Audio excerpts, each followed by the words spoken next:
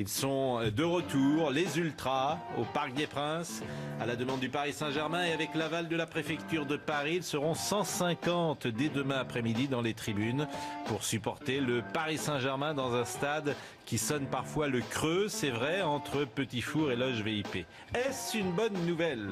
150 aujourd'hui, mais combien demain?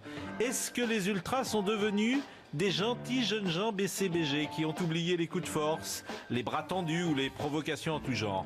Nous en parlons ce soir, notamment avec Pierre Barthélémy qui est là, qui défend les supporters ultras. Je ne sais pas comment dire, les ultras, vous défendez les... Comment vous aimez qu'on vous définisse? Vous êtes avocat. Avocat d'associations de supporters et de supporters de toute nature. D'accord. Est-ce qu'on reconnaît le mot ultra chez les ultras, si j'ose dire? Ah, tout à fait. Donc ils se définissent comme un ultra. Et c'est quoi un ultra par rapport à un supporter lambda? Un ultra, c'est un supporter qui se regroupe en association pour soutenir son club au-delà de la passion, mais dans le respect des règles. C'est un supporter qui anime la tribune derrière les buts, avec des tifos, avec des chants, avec des chorégraphies, et qui va à tous les matchs en déplacement, même à l'autre bout de l'Europe. Vous avez en ce moment les déplacements des clubs jusqu'au fin fond de l'Azerbaïdjan. C'est ça, un ultra, c'est la passion exacerbée, la passion ultra de son club. Exacerbé. Et un avocat, c'est quelqu'un qui aime bien parler. Donc vous serez avec nous ce soir, notamment avec François Pinet. Bonsoir, bien évidemment, Pascal. bonsoir Samuel Lobé, qui est un ultra sensible. Oui. Notre ami Bruce Granek, qui est ultra joueur, puisque FIFA 17 est sorti. Et Hier. chaque année, nous présentons FIFA 17 et PES, et c'est généralement un moment où je sors du plateau parce que je comprends rien. Voilà. Bon. Et vous allez rester quand même parce qu'on essaye tous les ans de vous expliquer ce que vous oubliez un an après. Vous jouez au petit truc là sur l'écran. Nicolas. En gros, c'est ça. Parce qu'il y en a toujours un chaque année, alors celui de bon, et Nicolas Xismartov. Bonsoir. Et vous jouez à ça vous aussi Avec mon fils. Avec votre fils. Ouais, il m'a obligé. Bon, les joueurs du Paris Saint-Germain, non, les joueurs de Rennes sont arrivés parce que ce soir c'est le derby de la Bretagne. Derby de Bretagne, sur parler de Ben Arfa, et Quelle normalement surprise. il devrait revenir. Je vais essayer de vous donner dans l'émission l'information. On attend toujours de connaître le groupe du PSG pour affronter Bordeaux demain au Parc des Princes. Il est remis en tout cas de ses douleurs au tibia qui l'avait empêché d'être dans le groupe pour le match de Ligue des Champions cette semaine. On rappelle qu'il avait été écarté pendant 4 matchs par Unai Emery, et donc il va peut-être, certainement, faire son retour ce week-end dans le groupe du PSG. Quand on a vu, c'est vrai, le match de Di Maria, celui de Lucas, qui est un peu mieux que Di Maria en ce moment, mais pas terrible non plus, Ben Arfa, il a sa place. L'entraîneur peut juger. Moi, quand je suis venu ici, j'avais dit la même chose. Il se peut que Ben Arfa passe à côté de Emery et qu'Emery passe à côté de Ben Arfa. Que dans ce que produit Ben Arfa, moi j'aime Ben Arfa, mais que ce ne soit pas ce que demande Unai Emery et que ce soit une erreur de casting dans cet effectif dirigé par Emery. Aujourd'hui, personne n'en sait rien. Bon, en tout cas, on va écouter Emery justement, et Ben Arfa, il est en forme. Cette semaine, il sortit l'entraînement le lundi et après il n'a pas fait le voyage parce qu'il est blessé. Mais hier, il a entraîné bien.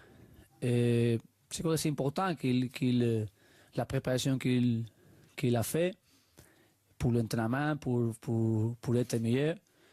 Et pour moi, c'est un joueur comme les autres. Et aujourd'hui, pour l'après-midi, on va regarder comment nous sommes pour les matchs de demain. Et avec Ben Arfa, c'est la même. Bon, comment vous décrivez Juste pour vous dire, Pascal, c'est officiel. Atem Ben Arfa est bien dans le groupe, donc c'est un petit événement quand même, parce que ça fait 5 matchs qu'il a raté. Ce qui est terrifiant pour Ben Arfa, c'est que là, revenir, il a presque une obligation de résultat. C'est terrifiant, c'est qu'après, en plus, la vidéo qu'il a postée, il y a un côté, c'est même lui-même mis sur les épaules cette fonction d'apporter les réponses aux problèmes du PSG. Là, ça va être très compliqué, surtout qu'en ce moment, c'est quand même pas la joie du côté du camp des loges et dans le club. Donc, voilà, il est déjà à un match coup près, le pauvre. Si vous venez de nous rejoindre, sachez que Bruce Granek est sur notre plateau, parce qu'on parlera tout à l'heure de PES et de FIFA 17, les nouveaux jeux qui sont sortis. Et c'est presque un joueur de PlayStation, je trouve, Ben Arfa, non ? Est-ce qu'il y a de ça ? En tout cas, sur le terrain. C'est mieux que ça, bien évidemment. Hein. mais il y a quelque chose. Il apporte toujours un petit peu de folie quand il est sur le terrain. Il tente beaucoup de choses. Donc, c'est sûr, par exemple, sur un jeu comme FIFA, il va avoir 5 étoiles en gestes techniques. Donc, tu peux réaliser tous les gestes possibles. Il est bon dans le jeu, par exemple. Il est très, très bon dans le jeu. Après, ça veut dire quoi, il est bon dans le jeu ? Ça correspond. Oui. Alors dans le jeu, c'est les caractéristiques. C'est un joueur, comme je disais, qui est très technique. Parce que tous les joueurs sont pas les mêmes sur. Ah non. Ah oui. On va pas Mais abuser. les joueurs sont pas les mêmes sur un terrain. Parce Non que plus. Ah ouais, dans donc le jeu, c'est la même chose. On a mis dans l'ordinateur des critères pour chaque joueur. Chaque joueur a ses propres statistiques, mais Ah si ouais. c'est le meilleur joueur du jeu avec Cristiano Ronaldo par exemple, tous les joueurs sont notés, il y a énormément de statistiques. On en parlera tout à l'heure. Maître Barthélémy, j'ai l'impression que vous ne jouez pas à PES 17. Non, je suis pas très doué de mes mains. Triste nouvelle. Information. Doué de la langue. Hein, Voilà. Évidemment. Bien évidemment. Très bonne émission.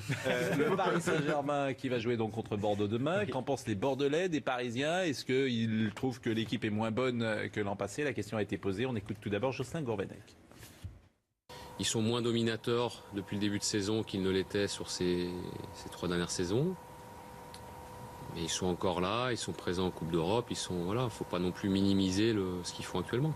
Je me dis pas que Paris est prenable. C'est pas comme ça que je raisonne. Ils ont un jeu qui est un peu différent, ils sont moins dominateurs. On aura des choses à faire nous à Paris pour exister, et il faudra qu'on suive notre plan de jeu à la lettre. Paris ne doute pas, ils connaissent leurs qualités. Certes, ils ont un petit peu plus de mal, mais ça reste quand même le gros Paris. Et voilà, essayer de les battre serait un beau défi. Pour moi, il faut remettre les choses vraiment dans le contexte. On dit Paris, ils sont un peu en difficulté. Peut-être à l'extérieur, ils ont eu des difficultés, mais ça reste une équipe pour moi qui est redoutable à domicile. Et ça depuis des années maintenant. Donc non, il y a pas de.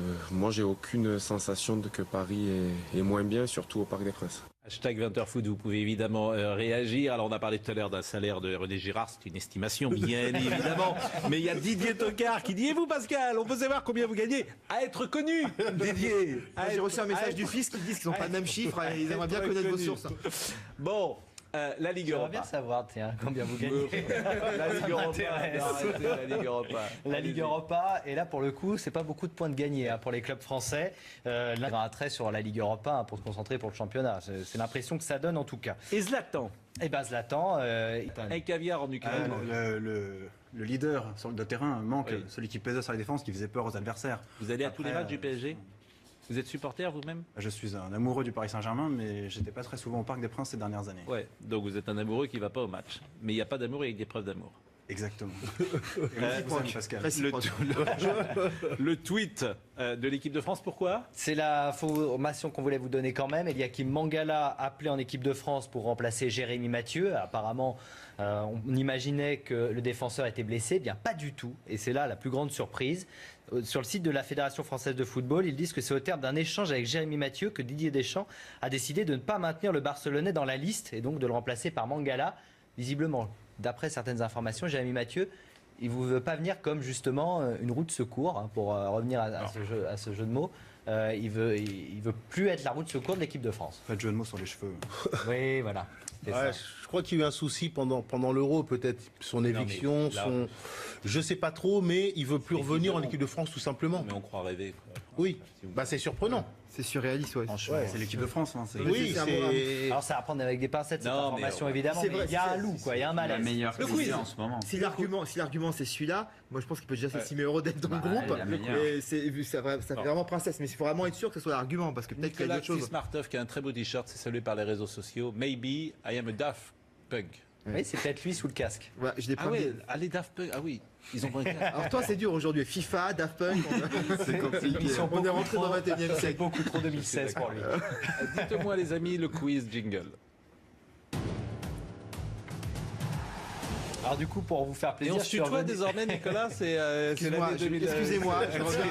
Excusez-moi, parce qu'on a parlé salaire, donc d'un coup je me suis dit, Arrêtez. tiens, on avait... Pascal, Allons-y. justement pour vous faire Oui. plaisir, je suis pas en 2016, je suis en 2004. En fait, comme on va parler d'Arsène Wenger, vous savez, il fête ses Bien 20 sûr. ans à la tête d'Arsenal. Il faut me citer les joueurs qui ont fait partie de cette formidable aventure, les invincibles d'Arsène Wenger qui ont remporté le titre sans perdre un match. C'était en 2004. Les joueurs de l'effectif, on commence par vous, Samuel, et on fait le tour comme ça. Vieira. Patrick Vieira, oui, ça marche. Henri. Henri, bien sûr. Bah, ils m'ont dit les deux, je me souvenais. Ah bah quand même, il y en a plus. Nicolas, 3 secondes. Allez, 3. Ah, vous êtes mieux avec votre t-shirt que pour répondre au Ah ouais, quiz. mais Vous en ne plus, connaissez même Arsenal. pas un joueur d'Arsenal de Robert, 2015. Ok, j'en connaissais deux, mais ils ont volé. Élimination, Nicolas. Ah non, mais franchement. Pascal. Robert Pires. Robert Pires, bien sûr. Denis Bergkamp. Oui, évidemment. On sent qu'on aime le beau jeu à ma gauche. Samuel. Martin Keown. Oui, Kion, qui n'a pas joué beaucoup de matchs, mais il était là. Je dirais Campbell. Oui, Sol Campbell, qui était le défenseur central, exactement. Pascal. Tenningham. Cunningham. J'ai beau chercher, je ne trouve pas. La voix a dit c'est non. Élimination de Pascal Pro au bout de 2 tours. Désolé. Il y avait Ljungberg, non, à l'époque? Bien sûr, Frédéric Ljungberg. Lehmann. Jens Lehmann, c'était le gardien de but, l'allemand. Je dirais Ashley Cole. Ashley Cole, l'arrière gauche. C'est du niveau là. Hein. Ça va se compliquer. Maître. Est-ce que c'était David Seaman encore dans la cage? Ah bah non, non, c'était Jens il est- Lehmann. Non, mais vous, soyez- Élimination de Vois ce qu'on dit. Samuel. Ray Parlour. Parleur, bravo, Parlour. bien Je joué. vais avoir du mal parce qu'avec FIFA et tout, il a dû regarder pas mal de matchs. Non, à cette époque, voilà, Ouais. c'est très compliqué. Il y avait encore un Français, même 2, 3. Ah, il y avait du français. Et il y a Grimaldi. Non, mais ne joue. Ah non, mais vous n'avez pas le droit. Il n'était pas là de toute façon. Je dirais peut-être, moi, je sais pas, Wiltord, non? Viltor, bien sûr, il faisait partie de cette équipe. Samuel, un autre. Le français. Un autre français, Rémi Garde. Non, il n'était pas. Mais regarde, c'était bien avant. Ouais, C'était bien avant. Ah, c'était Manu. Vous n'en avez pas d'autres? Manu Je sais Petit. pas, on va tenter. Ah oui, bah il y a Petit alors. Non, Petit n'était pas là. Peut-être Adams, non? Non, non, Adam, c'était l'année d'avant. Bravo, bon, victoire de Bruce Granet. que quand même, on sent égalité. que À c'est chaque fois pas égal. seulement, Alors. c'est pas seulement sur PlayStation qu'il connaît le football, hein. C'est pas Exactement. seulement sur la console. Il y avait aussi Bravo. Gaël Clichy, Pascal Sigan. Il n'a pas joué beaucoup de matchs. Gaël Clichy, Canou a joué Ouais, quelques sortir. matchs également. Voilà, vous avez cité les principaux. Maître Barthélémy est là parce que nous parlerons des Ultras de retour au Parc des Princes demain et on parlera avec Bruce Granek de PES 17 contre FIFA. Ça allait bien bien jusqu'à ça. un peu. On parle des Ultras parce que les Ultras sont de retour, ce qui va faire plaisir à la Brigade Loire qu'on salue, Mais Pierre Barthélémy de Nantes. Aux grands amis de la Brigade Loire. Exactement. Et vous savez que vous êtes une idole chez eux. J'imagine. On n'est pas venu pour rien ce soir, vraiment. La préfecture de police, qu'a-t-elle dit aujourd'hui? Alors, c'était une semaine après la réunion entre des représentants des supporters et les représentants du Paris Saint-Germain. La préfecture de police, c'était hier, à communiquer. Elle a pris acte de la volonté du PSG d'accueillir en tribune les supporters ultras du club par le biais de ventes individuelles de billets. En cas d'incident constaté, la préfecture de police s'opposera à la poursuite de cette présence des ultras au sein du Parc des Princes. Maître Pierre Barthélémy, c'est une avancée. Comment vous jugez ce communiqué de la préfecture? C'est un communiqué logique, une grande victoire pour tout le monde. Les trois parties, pouvoir public, club et supporters, ont enfin trouvé un accord. Ils vous regardent tous dans le même sens, vers l'avenir. Construire un modèle qui profite à tous. Les supporters actuels, anciens, futurs, ont un nouveau cadre de soutien de leur club de manière passionnée. Le club va retrouver un peu plus d'ambiance et Non, mais n'aura plus 150 ce personnes, moi, clivage c'est le- avec ses supporters. Moi- Et les pouvoirs publics n'auront plus à gérer. Non, mais il faut que ce soit un dialogue. Parce que, On a parlé de 150 personnes Voilà. dans un premier temps. oui, mais alors 150 personnes. Demain, dans il y le aura stade, donc des 150 supporters personnes, ils vont ultra au crier parc. tout Non. seuls, 150, c'est même terrible pour eux, je trouve. C'est plus compliqué que ça. Il faut prendre son temps. C'est un sujet compliqué. Il y a beaucoup de paramètres à prendre en compte. Demain, il y aura d'abord un regroupement des personnes qui sont déjà abonnées, mais qui souhaitent intégrer ce mode collectif, associatif de soutien du club, qui vont se regrouper dans une tribune et qui vont être encadrés par quelques personnes extérieures qui ont l'expérience du monde des tribunes et qui vont immiscer cette culture. Mais il n'y aura pas de 150, 200, 300, il n'y a pas de quota de personnes qui vont arriver. Pourquoi la préfecture a dit 150 personnes? Pourquoi est-ce qu'on a dit 150? Le chiffre de 150 est sorti. C'était peut-être l'ambition de la préfecture, mais il ne faut pas se... Donc demain, il y aura combien de supporters, entre guillemets, ultra ensemble dans la même tribune?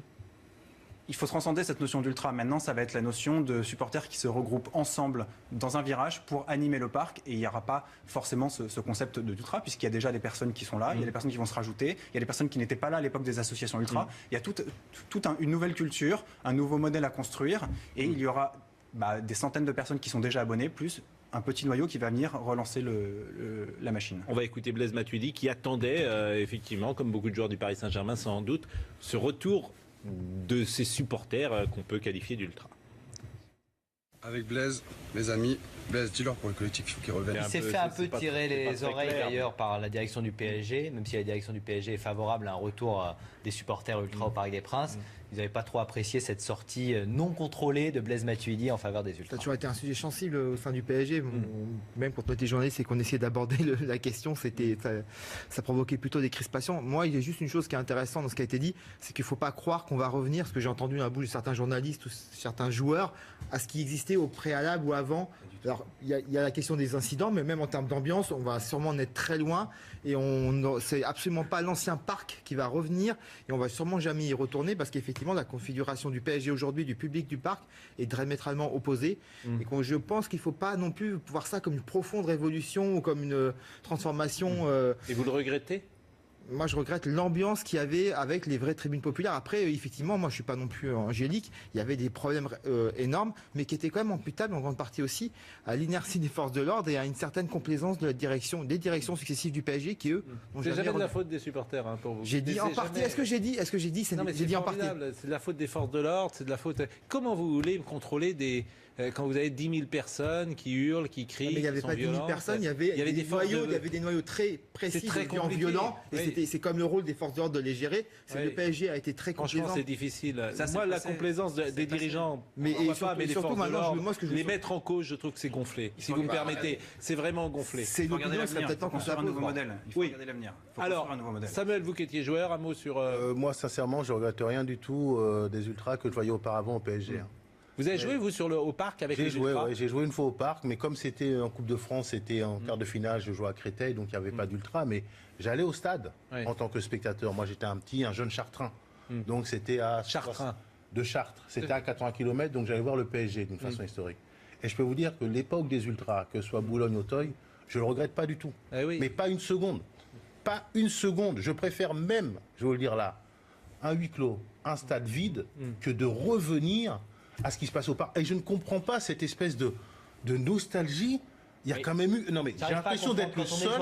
Mais non, mais je dis la même chose. J'ai l'impression d'être le seul à me souvenir qu'il y a eu quelques petits incidents quand même. Donc si ça devient autre chose, oui... S'il n'y a plus de violence, ni de racisme, ni de racisme, c'est le principe. J'imagine que c'est ce qu'ils veulent faire. Mais Samuel, c'est étonnant pour un joueur de football de se dire on a envie d'être dans un stade où il n'y a pas d'ambiance. Vous vous souvenez des incidents ? Blaise Matuidi, vous l'avez entendu. Oui, mais c'est ce qui me surprend. Dans un stade où il y a d'ambiance. Les gens sont devenus amnésiques. Même Nasser El Khalifi, il veut que son stade vibre un peu. Non, mais moi aussi, je veux que le stade vibre. Mais les gens sont amnésiques de ce qui se passait. Il ne faut pas être amnésique. Ce qui est incroyable, c'est que toute la presse française et le témoignage de Nicolas l'exprime. Il y a une complaisance. C'est odieux ce qui s'est passé au parc pendant des années. Les tribunes Boulogne-Auteuil, c'est odieux. Il ne faut pas mettre tous les supporters dans le même panier. Je veux bien que ça soit odieux. Effectivement, odieux de racisme, odieux d'antisémitisme. Qui laissait faire On les a virés, c'était tant mieux. La majorité des supporters subissaient ça. Oui, arrêtez avec ce discours-là. Il ne faut pas croire que ces problèmes sont consubstantiels du supporterisme. Ça n'a rien à voir. Moi, je pense depuis toujours que dans le mouvement ultra, la violence est inhérente au mouvement ultra. Inhérente. Vous avez le droit de le penser, mais vous avez aussi le droit de vous tromper. Pascal, je suis pas d'accord avec vous. Pourquoi en Espagne, par exemple, où moi j'ai pu aller à Vicente Calderón, où il y a une ambiance de fou, le public est à la fois familial et il y a aussi derrière les buts des tribunes où ça chante pendant 90 minutes. Ce sont des supporters qu'on pourrait appeler ultra si on était en France. Il n'y a aucun problème de violence. C'est pas inhérent au supporterisme. Vous avez ça à Strasbourg, ça marche ailleurs. Dans un nombre de stades où s'ils n'étaient pas dans ces stades, c'est encore vide. Non, mais moi, ce que je ne comprends pas, et j'espère que ce mouvement ultra va être différent et qu'il n'y aura pas la violence et le racisme qu'il y avait auparavant, mais ce qui me surprend, c'est cette nostalgie, comme vous dites. Je suis d'accord. Ah, avant c'était mieux. Non, mais attendez, il y a eu des événements graves. On a deux gros sujets à parler. Caricaturaux de toutes les parts, il faut bien faire attention. C'est pas un discours caricatural que je dis, c'est pas caricatural. Vous trouvez que c'est caricatural? Non, mais la nostalgie pure et simple du passé est caricaturale et résumer le passé à des incidents est aussi caricatural. Écoutez, il y a du tri à faire, c'est beaucoup plus compliqué. Je suis désolé de vous le dire, le COP Boulogne, ça existait à tous les matchs. Je suis désolé de vous le dire. Et il a duré pendant 10 ans, à tous les matchs. Et alors, ça a été des superbes ambiances. Il ne faut pas assimiler. Là, on va pas arrêter de travailler. Si le COP Boulogne, qui a été dissous, je vous rappelle qu'il a été dissous, le COP Boulogne. Si vous venez ici défendre le COP Boulogne, vous allez nous trouver avec Samuel devant vous. Il y a des... Je veux dire, attention, le vrai débat, c'est une expression large. Non, il y a des associations qui ont été dissoutes pour l'effet de certaines personnes Mais il ne faut absolument pas généraliser. La plupart des gens étaient captifs de ces incidents et de ces rivalités. Et ce sont ces gens-là qui aspirent aujourd'hui à revivre un supporterisme passionné.